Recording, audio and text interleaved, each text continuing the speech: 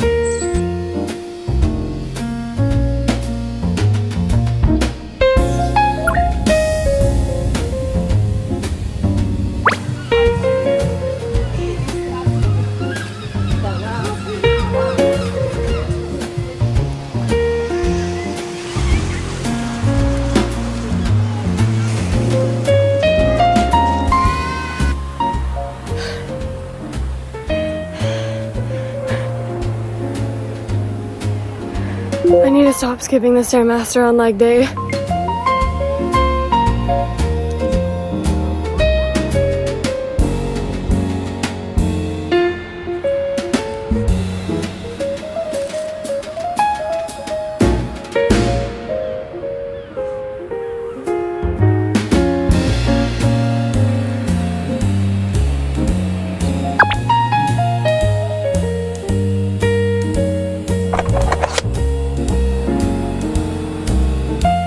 Y'all, they low-key left me behind because I was taking too long taking my pictures. I'm the Natalia of the family, guys.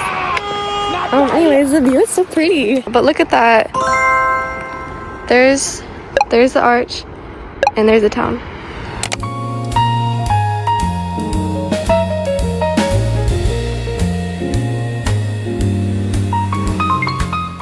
This is a little Airbnb tour of our Airbnb in Honfleur, Normandy. So outside the window, we just had the perfect view of the street. You can see all the restaurants lit up at night, and there was a little market that showed up in the morning that you guys are going to see in a sec over there. On the other side is the port, and then inside there was a very small room and very uncomfortable beds, probably just because we were jet lagged. But the decorations were all so cute. It was very farm coated, and outside the window we saw the most beautiful, cute little buildings. And in the morning there were little cafes that were set up in those buildings. This is the view across the street from where we stayed, and underneath the apartments were more restaurants. This was a little bay area that was there. This is the most beautiful little tranquil setting. It looks so beautiful with all the lights at night. The water was so still because there was no incoming waves. The night that we arrived, we walked around this little bay area and grabbed a bite to eat across from where I was standing in this video.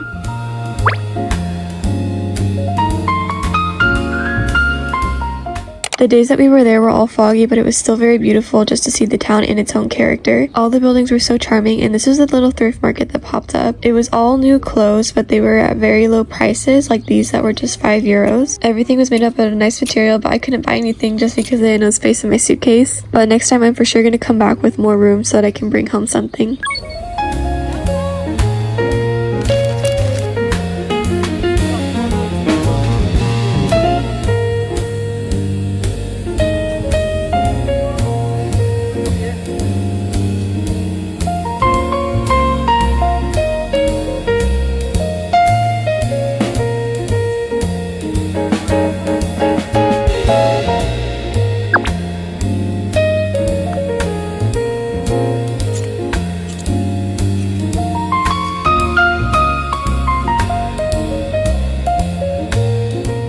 Before leaving Honfleur, we stopped by this bakery called 𝓵𝓮𝓹𝓸𝓹. It was so pretty inside, and everything that was on display just looked scrumptious. That is a terrible word to use, but it just looked like that. But since it was breakfast time, I did want to get something more sweet. All the tarts on display looked amazing. Like, I kid you not, I wanted to eat one bite out of everything that was available. I ended up getting a pistachio flan, my mom got a regular coconut flan, and my dad and sister shared a bunch of croissants. The texture of the flan was so different from the one in Mexico and had a crust which was kind of like cheesecake. This was probably my favorite breakfast of the entire trip.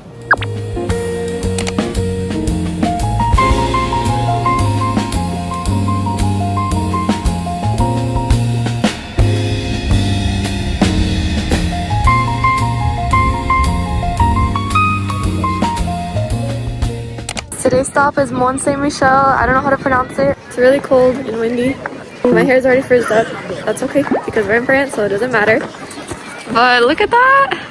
It's supposed to look green normally, but now there are people out there walking in the mud, and that's kind of...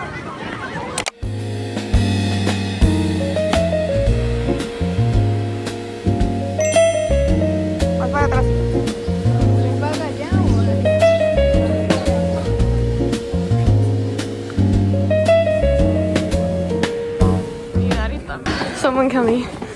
This is not gonna be good. This is a really summarized version of the history behind Mont Saint-Michel. So this giant castle was basically built as a fortress for the Archangel Michael. The guy who was commissioned to build it was said to have had 3 dreams in which the Archangel had appeared, and he didn't pay attention to them until the 3rd dream, in which he woke up with a hole in his skull, I believe, from the Archangel like touching his forehead. But we booked a tour guide and he explained the entire story and all the rooms of the chapel and how everything came together over the years. But it really was such a beautiful piece of Gothic architecture. The tips of the castle have gold lining on them, but you couldn't really see because of the fog. In my opinion, the most beautiful room was the prayer garden. This was the room that was squared with a grass center area, and then it had a giant outlook through a window to see the bottom of the castle. I really did feel like I was living in the medieval times, and it being foggy all day really just boosted that Gothic medieval kind of mood. I don't know how to explain it, but it was just so cool being on that island. Building up to the castle, there was a series of roads in little village areas where all the souvenir shops were located, and it looked like it was straight out of a movie. Like, I kid you not, this visit was just so breathtaking to me. I was just in awe at every single corner of this place. Funny story time about this Airbnb's location. It was actually very creepy because it was in the countryside. There was only one street lamp that was just flickering all the time. I just felt like that one dancing lady was gonna appear from those urban legends, and the fog outside didn't help at all.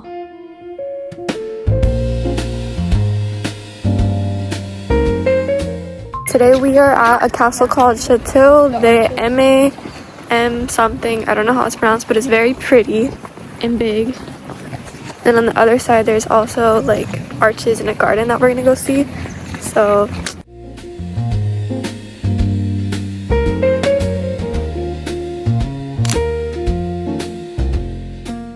I looked it up, and the pronunciation of this castle is actually Chateau de Maintenon. I think I said it okay with my English accent. This castle was where the residency of King Louis XIV's secret wife was, and where she lived. I honestly can't imagine what it must have been like to live on this castle. I mean, the architecture was so stunning and beautiful, and the gardens were absolutely from a fairy tale. And then in the garden you see these arches as well. I don't really know what they're called, but they look so beautiful with the overgrown evergreen and trees. The castle was actually restored after World War II, but everything inside still looked like it was from 13th to 18th century era. There were so many portraits of ladies inside of the home. The gold detail that was on everything and just the intricate design that was made back in those days impresses me so much. It was so cool to have a look inside of the castle. It really felt like I was living in those times. Like I was about to burst out in song and become a princess or something. Not like a Disney princess, but in a princess way, you know? We were actually very lucky that day because the grounds were pretty empty. It was a Sunday, so a lot of people there were locals, and since it wasn't peak tourist season, we basically had the whole place to ourselves on the inside, and the gardens were just so beautiful. You would see so many locals paddling on the river or kayaking and sitting down in the sun chairs. I have no other words other than beautiful to describe this countryside, this scenery. I mean, everything that I went to that was in the Normandy region just felt like it was straight out of a movie.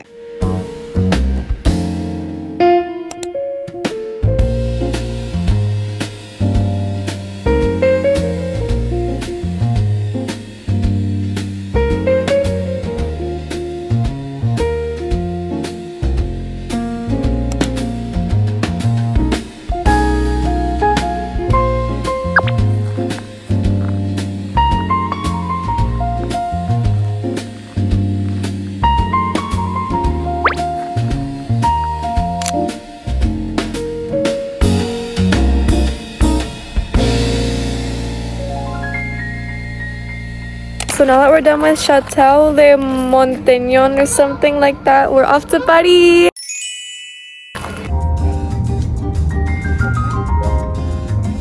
This is our Paris Airbnb.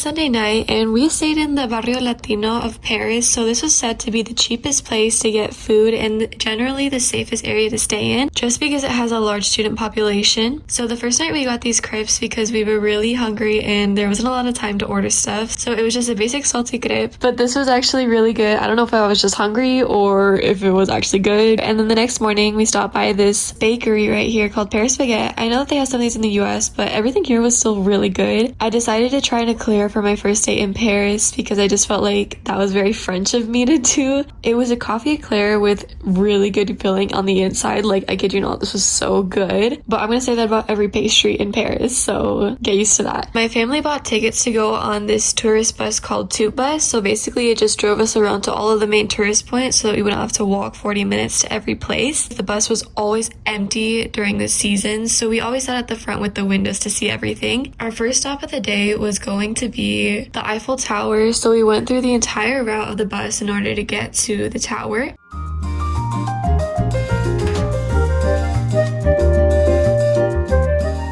This was actually an unreal moment for me. I just stood there and I was like, I cannot believe I'm here. But it was so much bigger in person than I thought it was going to be. I don't know how big I thought it was going to be, but it was pretty big.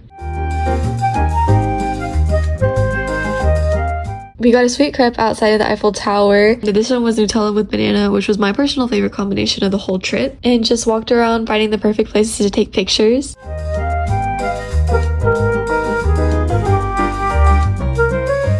Then we went to the Arc de Triomphe, which was also a really cool architectural piece. I mean, the detail on this was actually insane. You had to pass through a tunnel to get to the main part of the arc, so this is what it looked like underneath.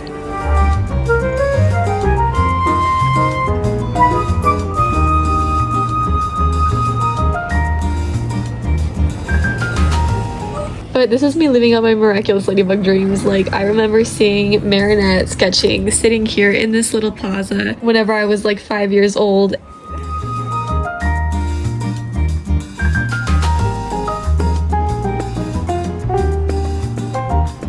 And we stopped by this bakery that was beside a school a couple of blocks away from the Eiffel Tower. I don't know why the light was flashing so weird in this display. Paris is on their A game with their pastries. Everything was just amazing. But since it was lunch dinner-ish time, I decided to get a sandwich, which was still pretty good.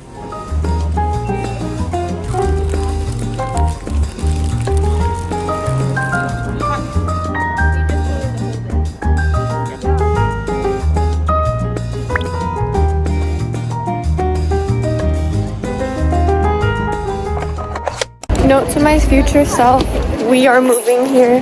This is my new favorite city. I think that it's better than New York, just because it's cleaner, but future me, you gotta duet this. Ready? I don't know if that was far enough. Before the night ended, we took the last Siena River cruise from one of these cruise boats right here so that we could take a tour of the city on the river. While we were waiting for the boat to take off, there was this rainbow that appeared in the sky. It was a full rainbow in front of the Eiffel Tower, which was so crazy. There was this wonderful sunset that followed that rainbow. It was so pink and perfect. The river ride took us throughout the city and we saw Notre Dame again and a bunch of other museums like the Louvre from the outside, from the river point of view. Like, this is an actual dream come true. I'm so grateful to my parents for bringing my family and I on this trip.